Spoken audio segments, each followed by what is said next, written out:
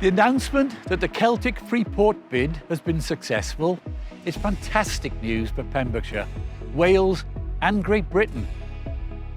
The Celtic Freeport will unleash the full green industrial potential for Wales, accelerating the decarbonisation of our most carbon-intensive industries and bringing new opportunities to our communities.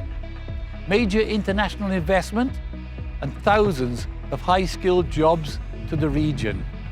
I would like to thank our team and everybody who has been involved in ensuring this winning bid for Pembrokeshire. Their dedication and commitment is an incredible achievement. But winning the bid is just the first step.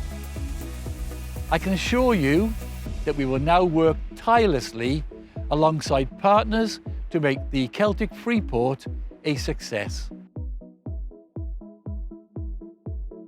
The announcement today on the successful bid for the Celtic Freeport is tremendous news, not only for Pembrokeshire and for Neath Port Talbot and the two ports concerned, Milford Haven Port Authority and ABP down in Port Talbot, but it's great news for the region as a whole in South West Wales and the country.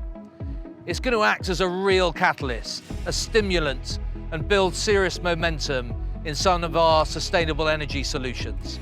Floating offshore wind, the production of green hydrogen at scale, to name just a couple.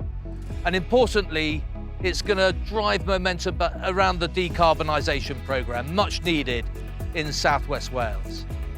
It's testament, I think, to the strong partnership we've created between these four principal partners of Neath Port Talbot County Council, Pembrokeshire County Council, Milford Haven Port Authority and ABP in Port Talbot. We've worked hard to get this bid across the line, and I think this is just the start of something fundamentally important for the future of Wales as a whole. So this puts us very much at the leading edge of the green industrial revolution. It's great news, and watch the future for the Celtic Freeport.